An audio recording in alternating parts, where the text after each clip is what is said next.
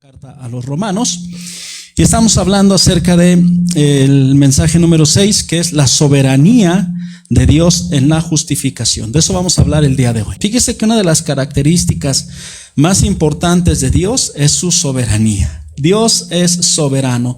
¿Y qué significa soberanía? Escuche, le voy a dar una definición. Soberanía significa autoridad y excelencia suprema que no puede ser superada por ningún otro poder. Autoridad y excelencia suprema que no puede ser superada por ningún otro poder. Dios es la máxima autoridad del universo, Él es el creador del universo, Él es la excelencia suprema y nadie supera en poder a nuestro Dios. ¿Sí? Ahora, si hablamos del poder de Dios, también hablamos desde ese enfoque la definición de soberanía, el poder de supremo que decide con autonomía libre de cualquier control o influencia externa. Es decir, Dios no es influenciado por nada ni por nadie. Él tiene el poder supremo, Él decide con autonomía sobre su creación porque Él es el Dios del universo. La palabra soberano, hermano, aunque no ocurre con mucha frecuencia en la Biblia, sí viene la soberanía de Dios, ¿verdad? Pero nos comunica el muy a menudo repetido pensamiento estructural de la suprema autoridad de Dios. ¿Sí? Entonces, soberanía no es otra cosa más que la suprema autoridad de Dios en todas las cosas, visibles e invisibles, sean tronos, sean potestades, sea lo que sea, hermano, no hay nada más poderoso que nuestro Dios, y en ese poder y en esa excelencia se sustenta la soberanía de Dios. Amén. Vamos a ver algunos pasajes que nos hablan acerca de la soberanía de Dios. Efesios 1:11, el apóstol Pablo nos refiere: en Cristo también fuimos hechos herederos, pues fuimos predestinados según el plan de aquel que hace todas las cosas conforme al designio de su voluntad. Esto significa soberanía. Dios hace todas las cosas conforme a lo que Él quiere, conforme a su voluntad. Primera de Timoteo 6:15 también la Biblia nos dice: la cual Dios a su debido tiempo hará que se cumpla, al único y bendito soberano, Rey de reyes y Señor de señores. La soberanía de Dios también tiene que ver con su autoridad. Él es el Rey de reyes, Él es el Señor de los señores. No hay nadie por encima de nuestro Dios. ¿Sabe cuál ha sido el problema del hombre? Que el hombre ha querido estar encima de Dios o por encima de Dios. ¿Y de dónde viene la influencia del hombre para estar encima o por encima de Dios? De Satanás, ese ángel caído que era un querubín, ¿verdad? Allá en el cielo, y él quiso subir al trono de Dios, decía en Daniel, y quería ser igual a Dios. Y esa maldición de querer igualar o superar a Dios en su soberanía y en su poder le ha sido trasladada al hombre. El hombre tiene esa ambición en su corazón. Y entonces ya hablamos un poquito de soberanía. La soberanía de Dios, hermano.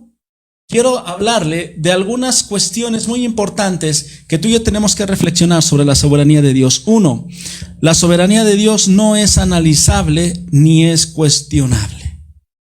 ¿Sí? Nosotros no pudiéramos desde un punto de vista, ¿verdad? Porque al hombre se le ocurre en cada cosa, ¿no? Es que entonces Dios es un dictador, Dios es un tirano, es un, ahora andan de moda esto, ¿verdad? Un patriarcal, y que es alguien que, no, ¿por qué? ¿Por qué? ¿Por qué tiene que ser así? ¿Por qué nada más Él? Nosotros también somos poderosos, ¿verdad? Y surge toda esa situación en el hombre, y el hombre empieza a cuestionar y empieza a tratar de analizar la soberanía de Dios. Pero déjeme decirle que es algo, hermano, totalmente inútil. ¿Por qué? Porque la soberanía de Dios es suprema. La soberanía de Dios se presenta algunas veces en la Biblia como una esencia que no puede ser analizable ni puede ser cuestionable. Mire, vamos a Romanos, precisamente en Romanos, vamos a ver ese pasaje más adelante, pero quiero que lo analicemos aquí de una vez. Romanos 9:20. El apóstol Pablo refiere a un pasaje del profeta Isaías y dice: respondo, dice Pablo, ¿quién eres tú para pedirle cuentas a Dios? Romanos 9:20. ¿Acaso le dirá la olla de barro al que modeló: ¿por qué me hiciste así? ¿No tiene derecho el alfarero de hacer del mismo barro unas vasijas para usos especiales y otras para fines ordinarios? ¿Acaso nosotros que somos la creación de Dios podemos cuestionar o analizar su soberanía? Si somos infinitos, si somos como seres humanos, hermano, creación de Dios, ¿y cómo la creación va a cuestionar a su creador? En otras palabras, ¿cómo los patos le van a tirar a las escopetas? ¿Verdad?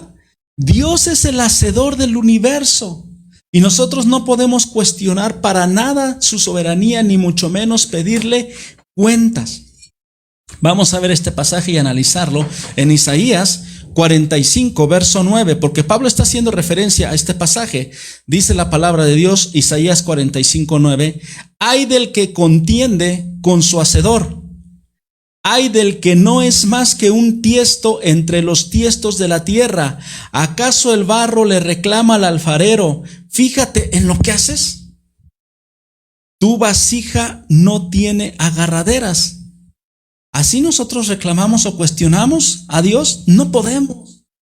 No podemos porque somos creación de Dios. Él es nuestro creador, Él es nuestro hacedor. Él es infinito. Nosotros somos finitos. Nosotros tenemos una mente finita, tenemos limitaciones, tenemos alcances. La humanidad ahorita con la pandemia se ha dado cuenta que el hombre con todo y sus avances científicos, con todo y sus, vamos a decirlo así, el conocimiento generado, ¿verdad? No puede detener de buenas a primeras una pandemia. Somos finitos. Dios nos muestra en cualquier momento lo frágil que somos. El Salmo 115, verso 3 nos dice la palabra de Dios, nuestro Dios está en los cielos y puede hacer lo que le parezca. Así de sencillo lo dice el salmista. Por eso es que le decía yo que la soberanía de Dios puede ser tan simple o puede ser tan complicada como la queramos hacer. Daniel 4:5 nos habla el profeta y nos dice, ninguno de los pueblos de la tierra merece ser tomado en cuenta. Dios hace lo que quiere con los poderes celestiales y con los pueblos de la tierra. No hay quien se oponga a su poder ni quien le pida cuentas de sus actos. No hay nadie. Había un siervo que se llamó Job. Era un hombre íntegro que buscaba a Dios con todo su corazón, dice la Biblia, ¿verdad? Y de repente, ¿verdad?, empezó a querer cuestionar algunos de los designios de Dios. Y vaya usted al libro de Job, capítulo 42, cuando el Señor le dice, ¿y dónde estabas tú, Job, cuando yo formé el universo? ¿Acaso tú puedes debatir conmigo? Y Job se humilla hasta el polvo y le dice, perdóname, Señor, no sé lo que yo estaba diciendo. De oídas te había oído, pero ahora mis ojos te ven. Y me arrepiento, dice el profeta. El hombre Job, el hombre de Dios Job. Así que, hermano, Dios no está sujeto a ningún poder, ni a ninguna norma abstracta, ni ninguna ley que pudiese ser concebida como superior o otra parte o otra cosa aparte de sí mismo, porque Dios se sujeta a sí mismo. Nuestro Señor Jesucristo se sujetó a su Padre siendo Dios, ¿verdad? Entonces, hermano, la soberanía de Dios es inescrutable. Y se manifiesta tanto, hermano, tanto en el juicio sobre la humanidad como en la salvación de la humanidad. Así es Dios. Dios es todo soberano y Dios es todopoderoso. Él tiene un carácter santo, ¿sí? ¿Sí? Y obviamente Él implementa sus leyes, implementa sus principios y no puede inclusive Él violar sus propios principios, ¿sí?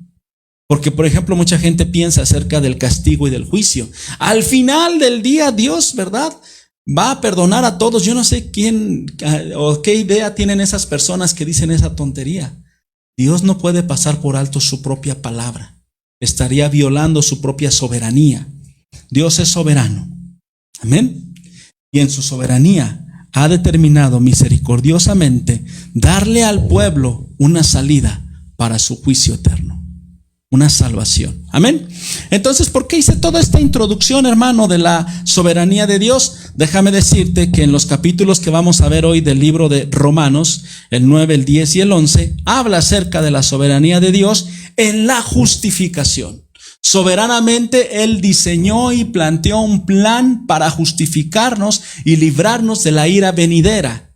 Así que vamos a hablar de este plan y vamos a verlo por bloques o por partes. La soberanía de Dios en la justificación, en el primer punto de la carta a los Romanos, es la fidelidad de Dios con su pueblo Israel. Dios escogió un pueblo de entre toda la tierra y determinó que ese pueblo fuese su pueblo, Israel. Y Dios soberanamente seleccionó ese pueblo. Yo el otro día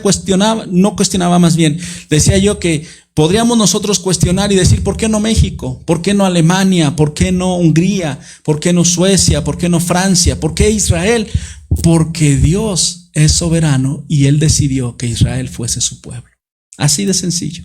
Mire, vamos a Romanos capítulo 9 y vamos a ver sobre la fidelidad de Dios con su pueblo Israel. Soberanamente Él escogió a Israel y soberanamente Él es fiel con su pueblo. Vamos a leer desde el versículo 1 y dice: digo la verdad en Cristo, no miento, dice Pablo.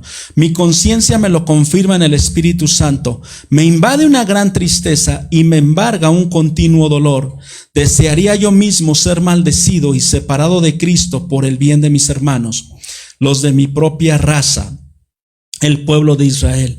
De ellos son la adopción como hijos, la gloria divina, los pactos, la ley y los privilegios de adorar a Dios y contar con sus promesas. De ellos son los patriarcas y de ellos, según la naturaleza humana, nació Cristo, quien es Dios sobre todas las cosas. Alabado sea por siempre. Amén, dice Pablo. Nos está diciendo, Dios escogió a Israel para que de ahí vengan todas esas bendiciones. De Israel vino nuestro Señor Jesucristo. Amén. Verso 6. Ahora bien, no digamos que la palabra de Dios ha fracasado. Lo que sucede es que todos los que descienden de Israel son Israel. Tampoco por ser descendientes de Abraham son todos hijos suyos. Al contrario, tu descendencia se establecerá por medio de Isaac. En otras palabras, los hijos de Dios no son los descendientes naturales. Más bien se considera descendencia de Abraham a los hijos de la promesa. Y la promesa es esta: dentro de un año vendré y para entonces Sara tendrá un hijo. ¿Por qué? Porque la nación de Israel viene desde Abraham. Abraham engendró a Isaac, Isaac a Jacob y Jacob engendró a las 12 tribus de Israel. Amén. Verso 10. No solo eso, también sucedió que los hijos de Rebeca tuvieron un mismo padre, que fue nuestro antepasado Isaac. Sin embargo, antes de que los mellizos nacieran o hicieran algo bueno o malo, y para confirmar el propósito de la elección divina, no en base a las obras, sino al llamado de Dios, se le dijo a ella: el mayor servirá al menor, y así estará escrito: amé a Jacob, pero aborrecí a Esaú. ¿Qué concluiremos? ¿Acaso es Dios injusto? De ninguna manera, dice Pablo. Es un hecho que a Moisés le dice: tendré clemencia de quien yo quiera tenerla y seré compasivo con quien yo quiera hacerlo. Por lo tanto, la elección no depende del deseo ni del esfuerzo humano, sino de la misericordia de Dios. Dios ha sido misericordioso. Amén. Verso 17.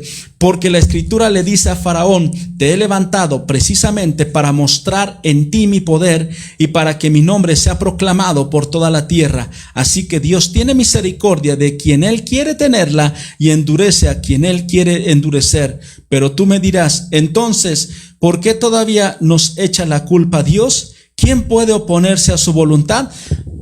Ahorita vamos a platicar un poquito acerca de este punto. ¿Por qué se le echaría la culpa a Dios si Él tiene misericordia de quien quiere tener misericordia y condena a quien quiere condenar? Porque ahí hay una teología de la predestinación.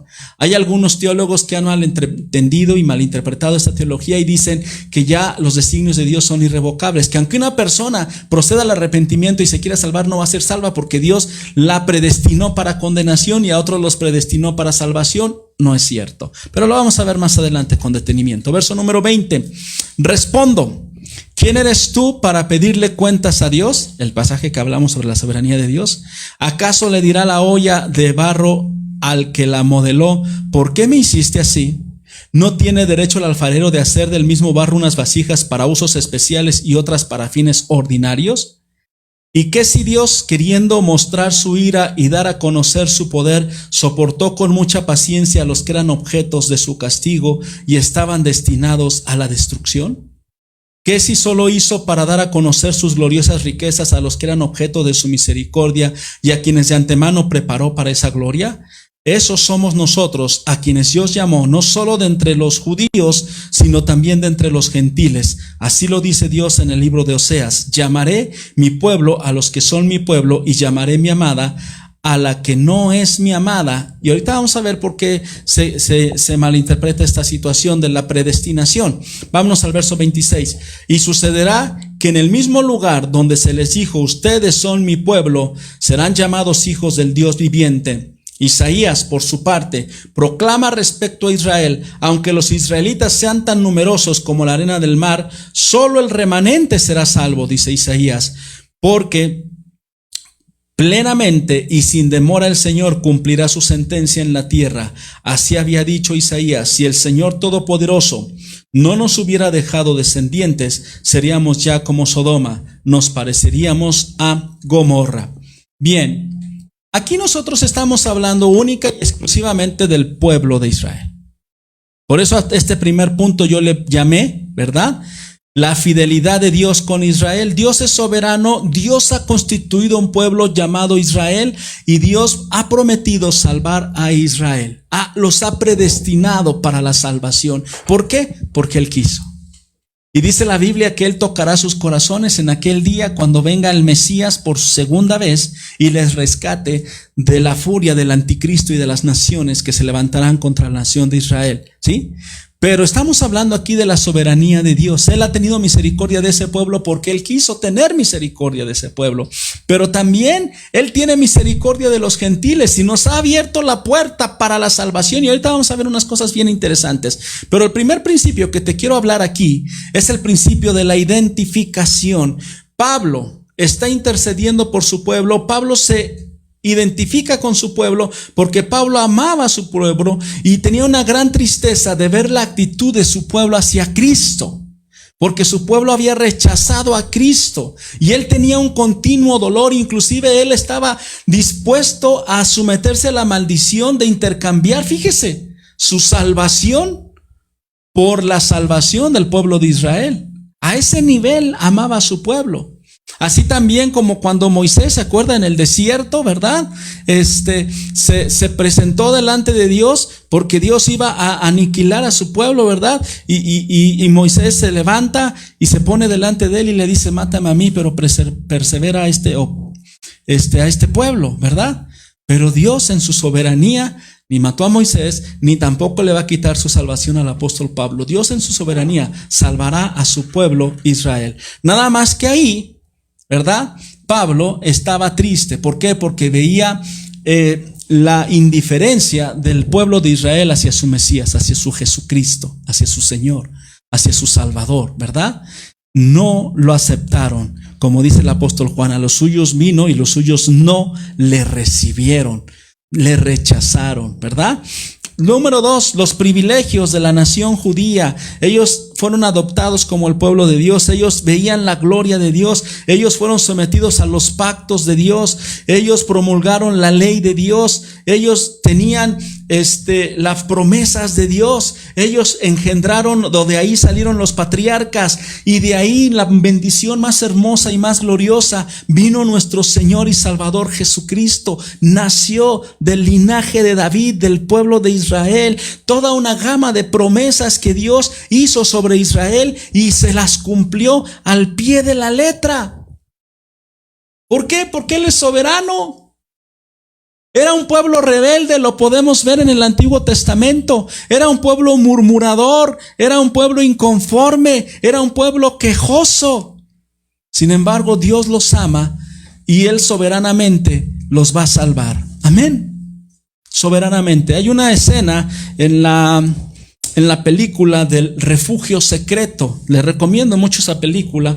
Habla del tiempo del exterminio en la Segunda Guerra Mundial, cuando Hitler mató a 6 millones de judíos, ¿verdad? Y los llevó a un campo de concentración. Y esta era una familia cristiana, una familia polaca, que empezó a recibir a judíos para protegerlos de la persecución de los nazis, ¿verdad?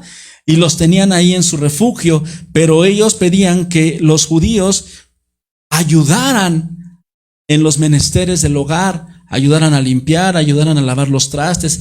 Pero había unos israelitas que eran muy orgullosos y no querían ayudar. Y aún así fueron amados por esta familia y aún así fueron protegidos por esta familia. Así es Dios. Dios nos ama a pesar de nuestras injusticias, a pesar de nuestras indiferencias. Es un Dios amoroso. Aspecto número 3, no ha fallado la palabra de Dios en cuanto a Israel. Dios no falló. El pacto de Dios con Israel se invalidó no porque Dios fallara, sino porque Israel falló. Los verdaderos hijos de Dios y la simiente de Abraham, ¿verdad? La natural, ¿verdad? La verdadera, porque déjeme decirle que este pacto es para los de cepa, los que vienen de la nación de Israel, no para los gentiles. Tú y yo tenemos otro plan, otro proyecto de parte de Dios, ¿verdad?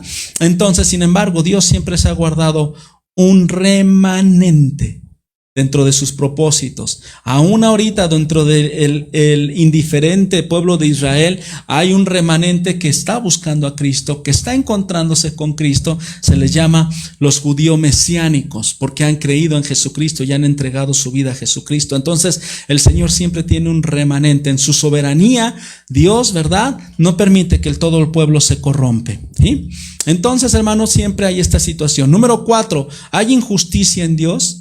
Dios rechazó a Esaú y prefirió a Jacob. Dios endureció el corazón de Faraón y por eso lo condenó.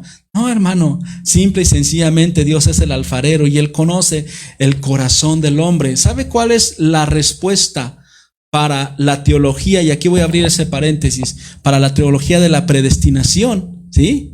La omnisciencia de Dios. Y yo cuando lo explicaba y lo debatía, me acuerdo en el Instituto Bíblico, porque ahí nos agarrábamos con estos temas bien sabroso, ¿verdad? Porque hay algunos que dicen, no, es que la predestinación, o sea, la predestinación es que el hombre que está condenado a irse al infierno se va a ir al infierno, y el hombre que va a ser salvado, aunque no quiera. Niguas. No es cierto. No es cierto. Malinterpretan. Cuando hablamos de la soberanía y la predestinación de Dios, es que Dios toca el corazón de todos y algunos responden y algunos no. Ahora, ¿por qué le estoy diciendo que la respuesta para la teología de la predestinación es la omnisciencia de Dios? Porque Dios conoce nuestros corazones. Dios es sabio infinitamente. Él conoce todos los designios del corazón. Mire, y yo lo pongo el ejemplo porque yo ponía este ejemplo. Yo como profesor universitario, cuando inicia el curso, hago un examen diagnóstico. En ese examen diagnóstico veo los conocimientos previos de los alumnos. Y si veo que vienen muy mal, ya estoy no predestinando, sino que estoy prediciendo que ese alumno va a reprobar. Después empezamos a recibir los trabajos. Y después de los trabajos, pues no trabaja. Si no trabaja, pues no estudia. Y si no estudia, pues va a reprobar el examen. ¿Sí me explico? O sea, yo como profesor y en la experiencia ya tengo esa visión que ellos no tienen. Entonces, por ejemplo, a veces cuando el coordinador me pregunta como cuántos van a reprobar, empiezo a ver mi lista y va a reprobar el 30%. Y de esos 30%, todos tienen la oportunidad de pasar, pero no todos la aprovechan. Entonces yo digo, van a reprobar porque van a reprobar. La estadística, vamos a decirlo entre comillas, no miente, los va a alcanzar la estadística. De hecho, yo cuando estoy hablando con ellos en la primera clase, les planteo esto y les digo, miren, mis estadísticas son las siguientes. Ahorita ya han bajado, pero antes eran un poquito más severas. Reprobaban el 50, el 70%. Ahora ando por un 30%. Entonces yo les digo, el 30% de los 30 alumnos que están aquí van a reprobar. 10 van a reprobar. 20 van a pasar. No seas de esos 10. Entrega tus trabajos, estudia para tus exámenes, prepárate en los conocimientos en los cuales tienes deficiencia. En fin, se les da toda una serie de alternativas. Te puedo dar asesorías, puedo apoyarte, pero al final del día yo sé que cuando esté llenando mis actas, 10 reprobaron y 20 pasaron. Esa es la omnisciencia de Dios, que Él conoce todo, y no es tanto la predestinación de quienes sí van a ir al infierno y quienes van a ir al cielo. No, porque la teología de la predestinación, si la teología de la predestinación fuera, vamos a decirlo así, válida, ¿verdad? Entonces los dos hombres que murieron en la cruz, los dos se hubieran ido al infierno. Uno de último momento tuvo la oportunidad de decirle al Señor, acuérdate de mí cuando vengas en tu reino. Estaba abierta esa oportunidad, uno la tomó, otro la dejó.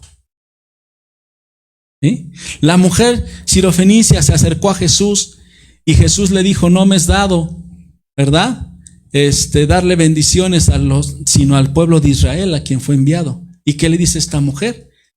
Le dice, aún los perros comen de las migajas de la mesa de sus amos. ¿Y qué le dijo Jesús? Ni en Israel he visto tanta fe. El centurión romano, era un centurión romano que le dice a Jesús, no es necesario que entres ni vayas a orar, si tú dices la palabra, yo sé. Y entonces Jesús dijo ahí, también, esa fe es la diferencia, hermano. La fe, que tú y yo respondamos con fe al llamado de nuestro Señor Jesucristo, nos libra de la ira del Señor. Amén. Así que, hermano, ¿Dios es injusto? No. De hecho, el mensaje pasado hablábamos acerca de que Dios en su infinita gracia y misericordia nos ha dado el camino de la cruz para podernos acercar a Él. Mira, vamos a 2 de Pedro, capítulo 3:9.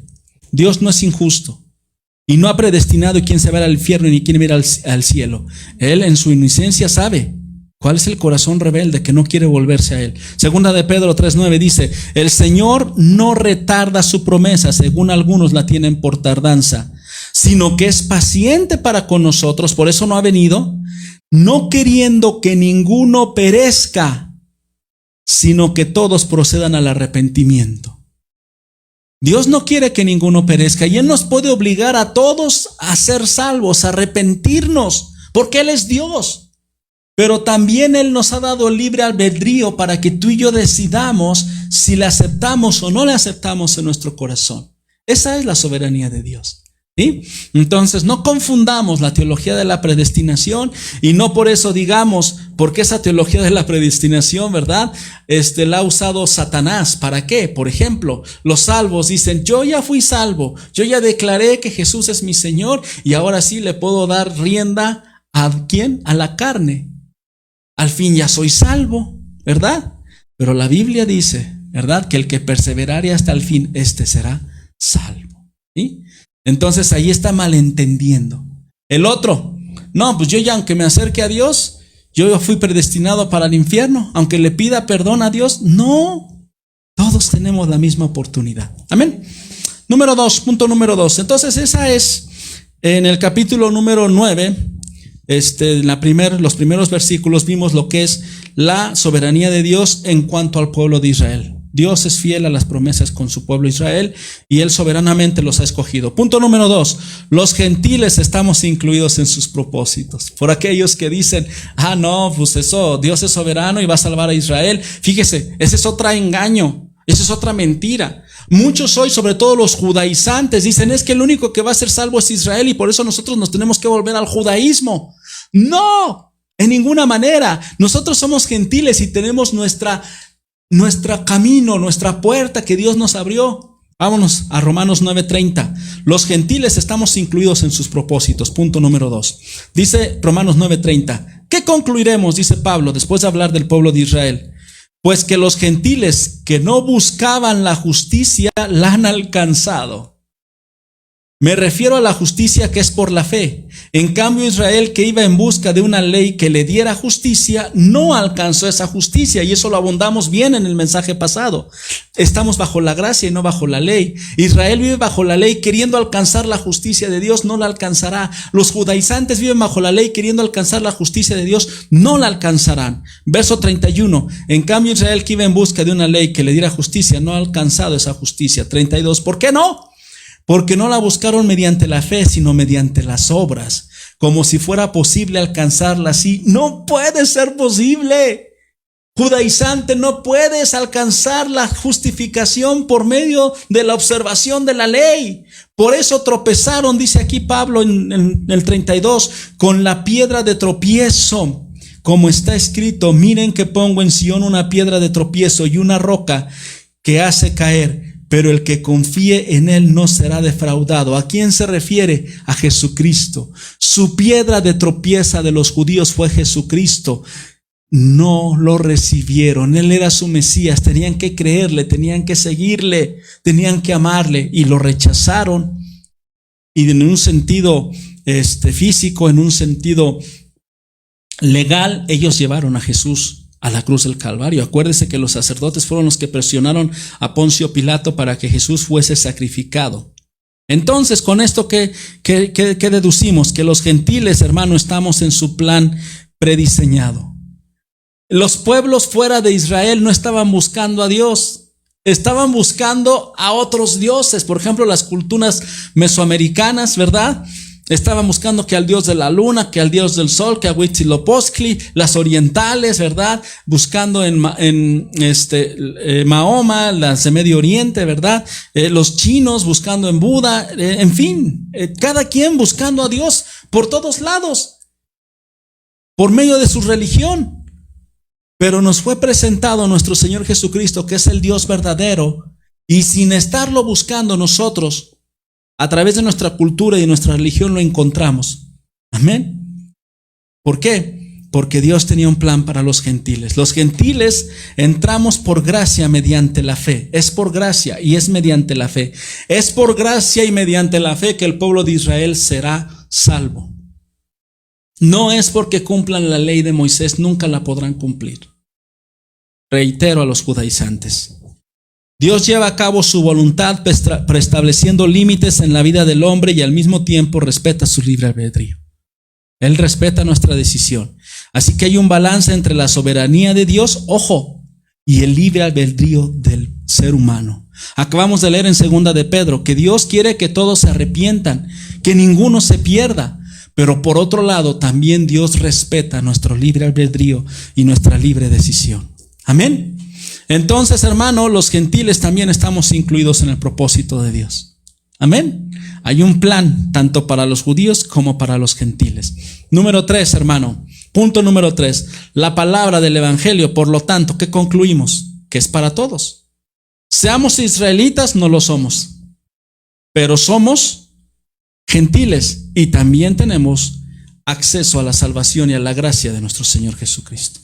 Así que la palabra del evangelio es para todos. Vámonos a ver esto en el capítulo 10 de Romanos. Pasamos rápidamente al capítulo 10 y vamos a leerlo. Me gusta leerlo todo, hermano, para que tengamos todo el contexto y después nos saquemos un texto de su contexto y hagamos un pretexto para hacer un dogma, como lo hacen muchas religiones. Vámonos al verso número 1 del capítulo 10. Hermanos, el deseo de mi corazón y mi oración a Dios por los israelitas es que lleguen a ser salvos, dice Pablo.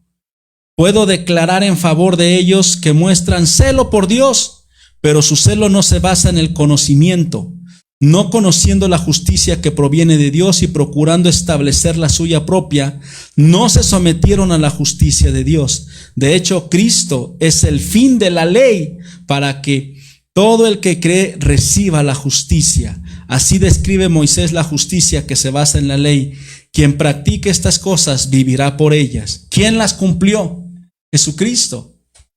Y Jesucristo es el fin de la ley. Y el pueblo de Israel está tratando de cumplir la ley, pero no la podrá cumplir. Tiene que buscar a quien la cumplió. ¿Quién es? Jesucristo. Amén. El camino es Jesucristo, tanto para Israel como para los gentiles. Verso 6. Pero la justicia que se basa en la fe afirma: no digas en tu corazón, ¿quién subirá al cielo? Es decir, para hacer bajar a Cristo. ¿Quién bajará al abismo? Es decir, para hacer subir a Cristo de entre los muertos. ¿Qué afirma entonces? Y esta es la respuesta: la palabra está cerca de ti, la tienes en la boca y en el corazón. Esta es la palabra de fe que predicamos, hermano. Verso número 9. Que si confiesas con tu boca que Jesús es el Señor y crees en tu corazón que Dios le levantó de entre los muertos, serás salvo. Jesucristo, solamente Jesucristo es el camino. Si confesamos que Él es nuestro Señor y creemos en nuestro corazón que Dios le levantó de los muertos, solamente así seremos salvos. Israelitas, judíos y gentiles. Porque con el corazón se cree para ser justificado, pero con la boca se confiesa para ser salvos. Así dice la Escritura: todo el que confíe en Él jamás será defraudado.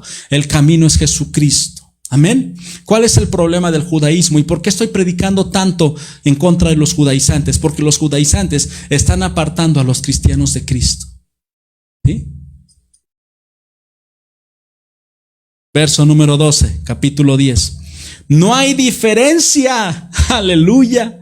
Entre judíos y gentiles. Pues el mismo Señor es Señor de todos y bendice abundantemente a cuantos lo invocan, porque todo el que invoque el nombre del Señor será salvo. Verso 14. Ahora bien, y aquí viene una gran responsabilidad que tú y yo tenemos. Nosotros ya encontramos el camino, se llama Jesucristo. Nosotros no estamos siguiendo una religión que se llame protestantismo, ni que se llame evangelismo, ni que se llame catolicismo, ni nada que termine con ismo. No estamos siguiendo a un hombre, y ese hombre se llama ¿quién? Jesucristo. Y Él es el camino, la verdad y la vida, y nadie viene al Padre si no es por Él. Y nosotros lo hemos encontrado, y gracias a Dios, porque dentro de su soberanía, Él nos dio el plan, y dentro de nuestro libre albedrío, por fe decidimos seguirle y recibirle en nuestro corazón como nuestro Señor y Salvador. Él es nuestro Dios. No es el judaísmo, no es ninguna religión. Él es. Pero dice el verso 14, todo aquel, el verso 13, que invoque el nombre del Señor será salvo. Esa es la clave, que invoque a Jesucristo. Pero ¿cómo va a invocar a Jesucristo? Verso 14, ahora bien, ¿cómo invocarán a aquel de quien no han creído? ¿Y cómo creerán en aquel de quien no han oído? ¿Y cómo irán si no hay quien les predique? ¿Y quién predicará sin ser enviado? ¿Tú y yo? Así está escrito. Qué hermoso es recibir al mensajero que trae las buenas nuevas. Me gusta más la versión 60. Hermosos son los pies de los que anuncian la paz. Verso 16. Sin embargo, no todos los israelitas aceptaron las buenas nuevas. Isaías dice, Señor, ¿quién ha creído a nuestro mensaje? Verso 17. Así que la fe viene como resultado del oír el mensaje, y el mensaje que se oye es la palabra de Cristo. No la ley judaica. ¿La palabra de quién? La palabra de Cristo. De hecho, si usted se da cuenta, Cristo cuando refería a la ley les decía a sus discípulos, habéis oído que la ley dice, ¿verdad? Mas yo os digo, y él sobreponía su palabra sobre lo que decía la ley. ¿Cómo es posible que hoy en día el cristiano rechace la palabra de Cristo por seguir la palabra de la ley que no puede cumplir además? Verso 18. Pero pregunto, ¿acaso no oyeron? Claro que sí. Por toda la tierra se difundió su voz, sus palabras llegan hasta los confines del mundo. Pero insisto, ¿acaso no entendió Israel? En primer lugar, Moisés dice, yo haré que ustedes sientan envidia de los que no son nación y voy a irritarlos con una nación insensata. Luego Isaías se atreve a decir, dejé que me hallaran los que no me buscaban, me di a conocer a los que no preguntaban por mí. En cambio, respecto de Israel dice, todo el día extendí mis manos hacia un pueblo desobediente y rebelde. ¿Por qué? Porque la palabra de Cristo la recibimos nosotros los gentiles, e Israel, para quien era, la rechazó. Amén. A los suyos vino, dice Juan, y los suyos no le recibieron. Pero a todos los que le recibieron y creen en su nombre, les dio potestad de ser hechos hijos de Dios. ¡Gloria a Dios! Porque Israel cerró su puerta, pero fue abierta la puerta para nosotros, la puerta de la gracia. Amén. A su nombre sea la gloria. Israel recibió la palabra, por supuesto que sí, y de parte del Mesías, del Maestro. ¿Sí? Y aquí yo quiero destacar varios puntos de este tercer punto. La palabra del Evangelio es para todos. Y el primer punto, que es el llamado a Israel, vino de nuestro Señor Jesús, pero ellos no quisieron oír. Ellos no quisieron escuchar. Ellos rechazaron al Mesías. Mire, hay una canción muy hermosa del pastor Marcos Vidal. Lamentablemente no me da tiempo a veces, pero la pude haber ensayado y cantársela. Se llama Caifás. Una canción muy equilibrada, muy bonita, y habla acerca de esto. Dice que Caifás, después de que Jesucristo murió y fue sepultado y resucitó y demás, ¿verdad? Nunca entendió que tuvo enfrente al Mesías, que no tenía que seguir la ley, sino al que había cumplido la ley. Bueno, ahí se la recomiendo mucho, búsquela en el YouTube. Bien, y analícela. Pero mira, el llamado fue para Israel, pero Israel no quiso responder. Vamos a Mateo 23:37. Y como nuestro Señor Jesucristo, así como a Pablo, a nuestro Señor Jesucristo le dio todavía más dolor, que inclusive lloró por su pueblo. Mire lo que dice: Jerusalén, Jerusalén, que matas a los profetas y apedreas a los que te son enviados. ¿Cuántas veces quise juntar a tus hijos como la gallina junta a sus polluelos debajo de las alas? Y no quisiste. Israel no quiso. Israel rechazó al Mesías. Verso 38. He aquí vuestro casa os es dejada desierta. Y verso 39. Porque os digo que desde ahora no me veréis hasta que digáis: bendito el que viene en el nombre de Jesús. Y no vieron al Mesías. Y no lo han visto y no lo verán hasta su segunda venida. Y les ha costado mucho. En el año 70 después de Cristo, el emperador Tito devastó la ciudad, derribó el templo y prácticamente aniquiló a la nación de Israel. Hubo mucha muerte. En nuestra era, en la Segunda Guerra Mundial, usted vea cualquier película referente al holocausto judío y no podrá evitar derramar lágrimas, porque su pueblo sufrió, hermano, a niveles tremendos. ¿Por qué? Rechazaron a su Mesías. Él los quería cubrir bajo sus alas. Él podría cubrirlos de la amenaza romana. Él podría cubrirlos de la amenaza judía. Él pudo haberles liberado de tanta tristeza, de tanta muerte, de tanta devastación. Pero ellos no le recibieron. Punto número 2. Los judíos son cegados por su propio orgullo. ¿Sabe cuál es el problema del judío? Y que es un problema de los religiosos también. El orgullo. El problema del judío es el orgullo. El ser celosos religiosamente hablando. Pablo era celoso, era perseguidor de la iglesia. Todo esto lo escribe Pablo y Pablo lo vivió en carne propia. Por eso lloraba y se afligía por su pueblo, porque él se había dado cuenta de su error, pero su pueblo no se dio cuenta. Tenían un celo incorrecto, una justicia basada en su propio esfuerzo. Jesucristo los confrontaba y les decía: les gusta ser admirados, les gusta que les llamen maestros, pero son realmente unos sepulcros blancos. Ellos rechazaron a Cristo y rechazaron la ley de Cristo. ¿Sí? Número 3, el evangelio, por lo tanto, hermano, que fue cerrado a los judíos durante este tiempo, fue abierto a nosotros, a los gentiles. Y tú y yo somos los responsables de llevar el mensaje. Porque todo aquel que invocar el nombre del Señor será salvo. Pero ¿cómo van a invocar a quien no conocen? ¿Y cómo van a conocer de quien no se les ha hablado? Hermosos son los pies de los que llevan las buenas nuevas de paz. Tú y yo somos los responsables de llevar el mensaje a todo aquel que no conoce de Cristo. No de hacer un proselitismo religioso. A mí no me interesa ninguna religión. A mí me interesa que sigamos a Cristo. Amén. Y tú y yo tenemos esa grande responsabilidad delante de Dios. Y más en estos tiempos de sufrimiento y de dolor. Porque la gente está sufriendo en este mundo, pero si se va de este mundo sin Cristo, no es comparable lo que ha sufrido con lo que sufrirá en la eternidad, el castigo eterno. Y tú y yo hemos sido establecidos mensajeros del evangelio. Por eso es tan importante que prediquemos la palabra de Dios. Vamos a 2 pasajes claves en Ezequiel capítulo 33. La Biblia dice que tú y yo somos atalayas, que tú y yo somos mensajeros, que tú y yo que conocemos el camino hacia el cielo, que es Jesucristo, tenemos que proclamarlo. Ezequiel 33:1, la palabra de Dios dice de la siguiente manera: vino a mí palabra de Jehová diciendo: hijo de hombre, habla a los hijos de tu pueblo y diles: cuando trajere yo espada sobre la tierra, y el pueblo de la tierra tomare un hombre de su territorio y lo pusiese por atalaya, y él viere venir la espada sobre la tierra y tocare la trompeta y avisare al pueblo, cualquiera que oyere el sonido de la trompeta y no se apercibiere, y viniendo la espada lo hiriere, su sangre será sobre su cabeza.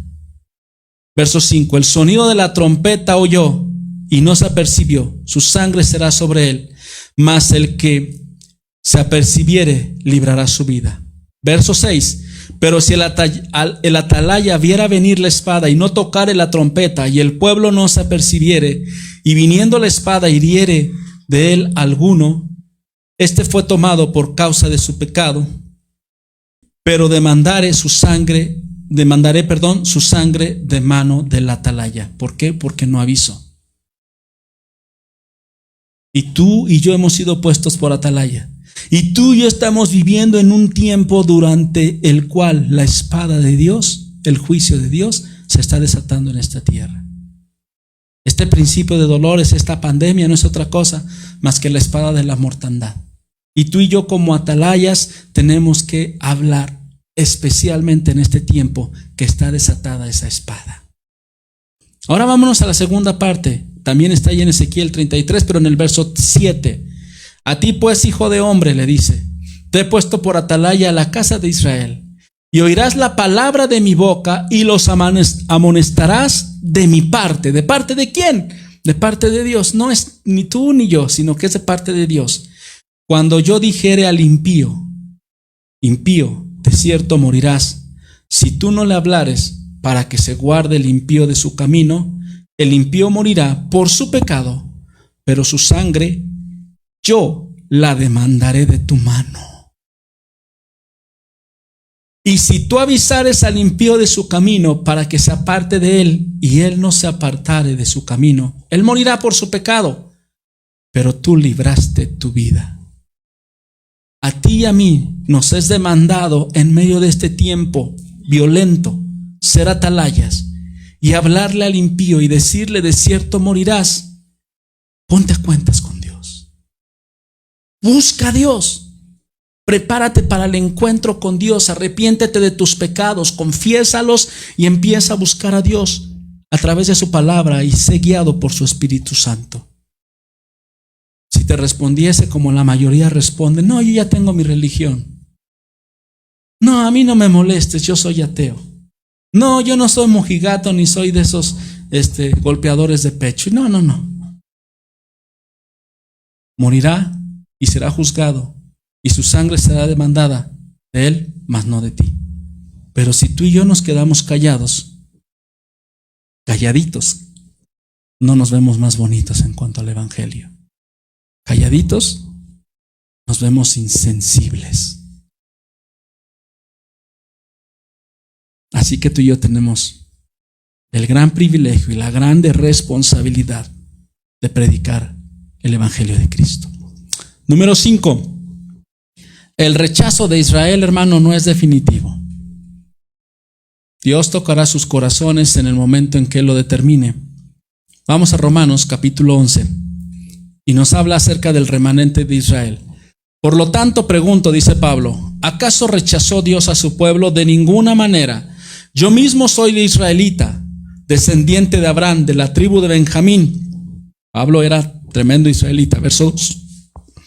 Dios no rechazó a su pueblo, al que de antemano conoció. ¿No saben lo que relata la Escritura en cuanto a Elías? Acusó a Israel delante de Dios. Señor, han matado a tus profetas y han derribado tus altares. Yo soy el único que ha quedado con vida y ahora quieren matarme a mí también. ¿Y qué le contestó la voz divina? ¿Qué le contestó Dios? He apartado para mí 7,000 hombres, los que no se han arrodillado ante Baal. Así también hay en la actualidad un remanente escogido por gracia, los judíos mesiánicos. Y si es por gracia, ya no es por obras, porque tal caso la gracia ya no sería gracia. ¿Qué concluiremos? Dice Pablo. Pues que Israel no consiguió lo que tanto deseaba, pero sí lo consiguieron los elegidos. Los demás fueron endurecidos. Como está escrito, Dios le dio un espíritu insensible, ojos con los que no pueden ver y oídos con los que no pueden oír hasta el día de hoy. Pero el verso 9 dice, y David dice que sus banquetes se les conviertan en red y en trampa, en tropezadero y en castigo, que se les nublen los ojos para que no vean y se les encorven sus espaldas para siempre. Ellos no ven.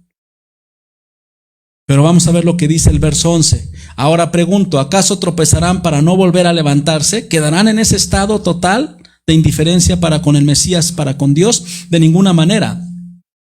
Más bien, gracias a su transgresión, ha venido la salvación a los gentiles para que Israel sienta celos. Nosotros provocamos celos a Israel. Verso 12.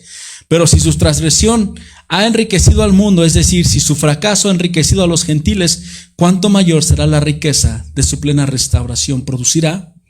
Me dirijo ahora a ustedes, los gentiles. Como apóstol que soy de ustedes, le hago honor a mi ministerio, pues quisiera ver si de algún modo despierto los celos de mi propio pueblo para así salvar a algunos de ellos, porque no querían creer los israelitas. Verso 15. Pues si el haberlos rechazado dio como resultado la reconciliación entre Dios y el mundo, ¿no será su restitución una vuelta a la vida? Si se consagra la parte de la masa que se ofrece como primicias, también se consagrará toda la masa, también se consagra toda la masa. Si la raíz es santa, también son las ramas. Ahora bien, es verdad que algunas de las ramas han sido desgajadas y que tú, siendo de olivo silvestre, porque no somos israelitas, has sido injertado entre las otras ramas, ahora participas de la savia nutrida de la raíz del olivo. Tú y yo hemos sido injertados como gentiles a la raíz. Verso 18. Sin embargo, ojo, cristiano, no te vayas a creer mejor que las ramas originales. Y si te jactas de ello, ten en cuenta que no eres tú quien nutre la raíz, sino es la raíz la que te nutre a ti. Jesucristo es el que nos da vida a nosotros, no nosotros a Cristo. Jesucristo no nos necesita para que hagamos crecer el cristianismo. Verso 19. Tal vez dirás, desgajaron unas ramas para que yo fuera injertado. De acuerdo, pero ellas fueron desgajadas por su falta de fe. Y tú por la fe te mantienes firme, por la fe. Así que no seas arrogante, sino temeroso. Porque si Dios, ojo, no tuvo miramientos con las ramas originales, tampoco lo tendrá contigo. Y esto se llama apostasía. Si alguien rechaza a Jesucristo, se desprende de Jesucristo, Jesucristo va a respetar esa libre decisión nuestra. Verso 22. Por tanto, considera la bondad y la severidad de Dios, severidad hacia los que cayeron y bondad hacia ti. Pero si no te mantienes en su bondad, tú también serás desgajado. También serás rechazado. Verso 23. Y si ellos dejan de ser incrédulos, serán injertados, porque Dios tiene el poder para injertarlos de nuevo, y eso es lo que va a hacer en su segunda venida. Después de todo, si tú fuiste cortado de un olivo silvestre al que por naturaleza pertenecías y contra tu condición natural fuiste injertado en un olivo cultivado, con cuánta mayor facilidad las ramas naturales de ese olivo serán injertadas de nuevo en él. Jesucristo convertirá su corazón hacia él. Ese corazón de piedra lo hará el corazón de carne. Lo profetizaron los profetas del Antiguo Testamento. Y por lo tanto, todo Israel, escúchame bien, será salvo. Pero Israel, la nación judía, los que traen la sangre de los patriarcas. Verso 25, hermanos, todo Israel será salvo. Y aquí se ve la soberanía de Dios. Quiero que entiendan este misterio. Es un misterio para Pablo y es un misterio para todos. La soberanía es incuestionable. Para que no se vuelvan presuntuosos, parte de Israel se ha endurecido, y así permanecerá hasta que haya entrado la totalidad de los gentiles, hasta que se termine el periodo de la gracia y se abra la gracia para los israelitas. Verso 26. De esta manera todo Israel será salvo, como está escrito: el Redentor vendrá de Sión y apartará de Jacob la impiedad. Y este será mi pacto con ellos cuando perdone sus pecados. Con respecto al evangelio, los israelitas son enemigos de Dios para el bien de ustedes. Pero si tomamos en cuenta la elección, son amados de Dios por causa de los patriarcas.